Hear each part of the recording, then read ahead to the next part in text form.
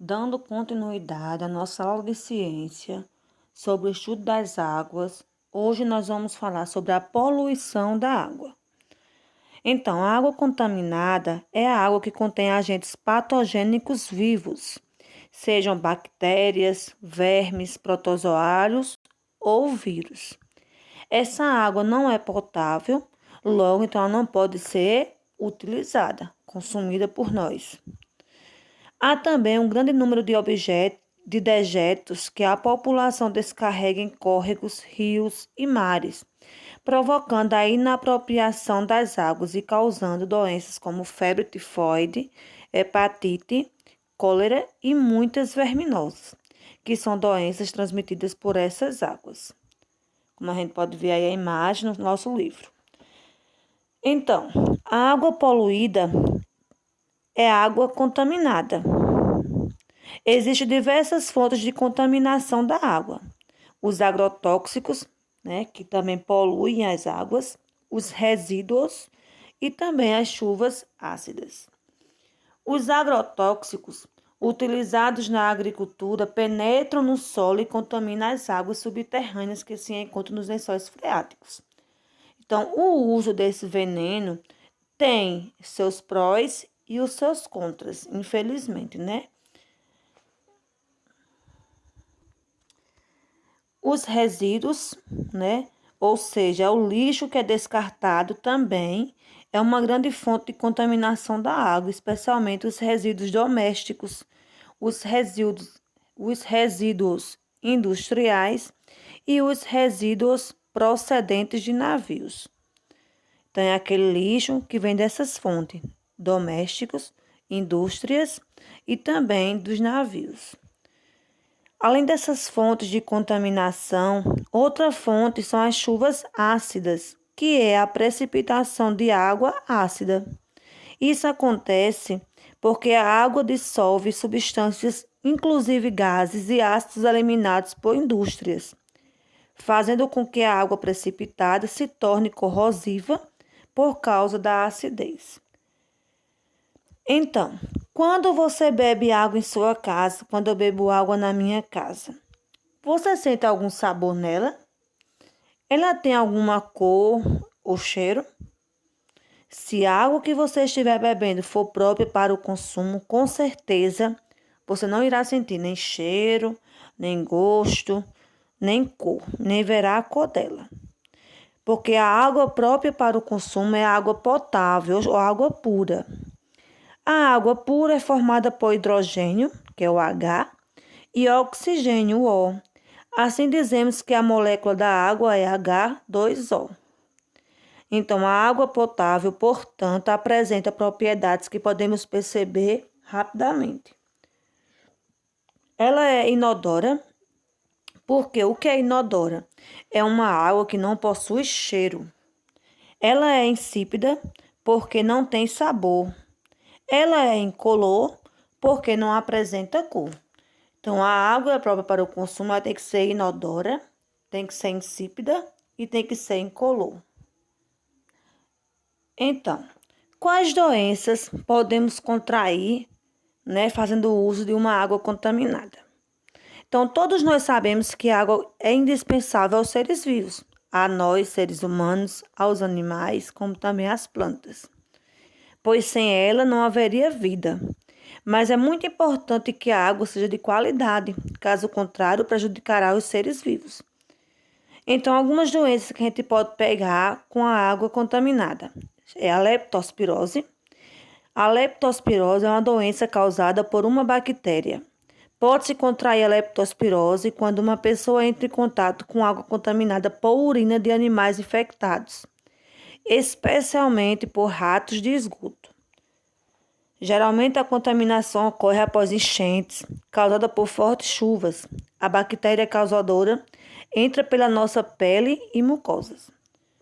Outra doença também causada por água contaminada é a hepatite A, também conhecida como amarelão ou hepatite contagiosa. É uma inflamação que afeta o fígado. É causada pelo contato com vírus que normalmente se encontram em água contaminada ou alimentos mal lavados. Em 90% dos casos, se cura espontaneamente, mas às vezes requer tratamento específico. Os sintomas principais podem se confundir com os da gripe, como febre, perda de apetite e fadiga, cansaço. Sintomas que revelam o afetamento do fígado são coceira, escurecimento da urina e fezes pálidas. Uma vez contraída a doença, ao se curar, o organismo se torna imune a ela pelo resto da vida. Então, quem tem hepatite A, que se cura, essa pessoa fica imune, ela produz anticorpos. Nunca mais ela vai ter essa doença.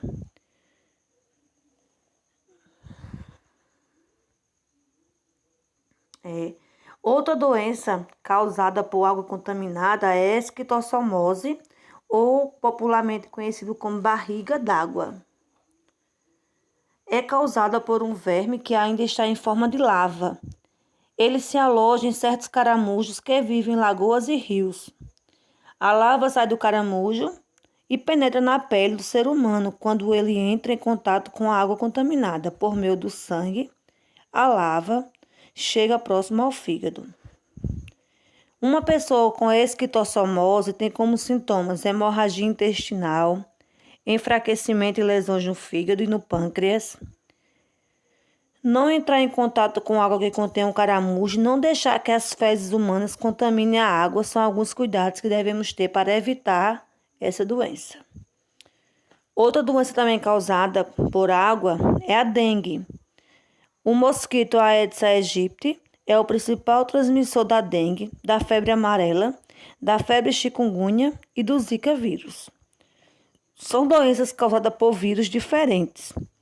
Após um período de 10 a 14 dias contados, depois de picar alguém contaminado, o mosquito pode transportar o vírus durante toda a vida. Os ovos da fêmea do mosquito são depositados em recipientes com água limpa e parada. Então, a dengue é diferente, dessas outras doenças, que as outras doenças são com água contaminada. E a dengue, ela prefere a água limpa, o mosquito. Uma pessoa picada pelo inseto Aedes aegypti contaminado tem como sintomas dor de cabeça, dores no corpo, febre. Então, podemos evitar a dengue, a febre chikungunya e o Zika vírus tomando alguns cuidados. Não deixar que a água se acumule, não deixar a água parada sem estar tampada, tá bom? Nenhum recipiente aberto. Guardar garrafas vazias viradas para baixo. Manter caixas de água, poços e latões bem fechados. Eliminar a água acumulada em pneus, bambus e bromélias. Bambus e bromélias são plantas, que ela acumula água nas suas folhas, então evitar. Sempre tá dando uma olhadinha se tem. Colocar areia grossa umedecida em suportes de vasos de planta. Assim a planta receberá os cuidados necessários e a água não se acumular na base. Alguns suportes, tipo um pratinho embaixo. Aí a mãe rega a planta, a água escorre. Então não deixar aquela água que fica no pratinho lá, tem que escoar. Então, praticando essas atitudes, todos nós podemos contribuir no combate a essas doenças. Também tem a cólera. A cólera é causada por uma bactéria chamada Vibrio da cólera. Pode ser transmitida pela ingestão de alimentos e água contaminados pelo Vibrio. Os sintomas dessa doença são diarreia, vômito e uma forte desidratação. Podemos evitar a cólera tomando somente água filtrada ou fervida e lavando e cozinhando bem os alimentos. Então, nada de chegar num dia de feira, que não está tendo feira agora, mas quando tem, e até nos hortifrutos, pegar uma uvinha, e chupar, não pode, porque ele tem que ser lavado, tem que ser higienizado, ok? Então, quando a gente já falou sobre a poluição da água, sobre as doenças causadas por água contaminada. Então, como se dá o processo de purificação da água? Preste atenção. A água que chega às nossas casas e que consumimos passa por vários processos na estação de tratamento. As etapas que devem ser realizadas nas estações de tratamento de água para deixar a água própria para o consumo são: primeiro tem que ter cloração. alcalinização, coagulação, floculação, decantação, filtração, alcalinização novamente, desinfecção e a fluoretação. São algumas etapas. Aí no livro de vocês, na página 53, você pode ver aí como funciona uma estação de tratamento de água, com todas as etapas. Desde quando a água chega lá no depósito onde a água é coletada do açude, chegou por aqui, onde tem o número 1, 2 e 3. Aqui tem cloro, cal e sulfato de alumínio. Aí vai passando por essas etapas. Na primeira etapa, adicionar cloro à água para facilitar a retirada de matéria orgânica e metais. No 2, após o cloro, a água recebe cal ou soda para ajustar sua acidez. No 3, a coagulação. Em seguida, adiciona-se uma substância coagulante e agita-se bastante a água para que as moléculas de sujeira possam se juntar. No 4, a floculação. Depois, coloca-se uma substância que ajuda as moléculas de sujeira agrupadas a formarem flocos ou partículas que possam ser retirados da água. O 5. No 5, a gente tem a decantação. A água segue para tanques, onde descansa, para que os flocos de sujeira formados na etapa anterior possam ser retirados. Aí o 6. Então a água segue para os tanques que funcionam como filtros, com pedras, areia e carvão ativado, que retém a sujeira que ainda ficou na água, mesmo depois de todas as etapas que já passou. Por isso que tem a alcalina novamente, a alcalinização. A água passa novamente por essa etapa para o ajuste de sua acidez, para evitar corrosão ou incrustação nas tubulações. No 8, a desinfecção, etapa em que é adicionada a quantidade de cloro para garantir que a água fique livre de vírus e bactérias e apropriada para o consumo. E o 9, a fluoretação.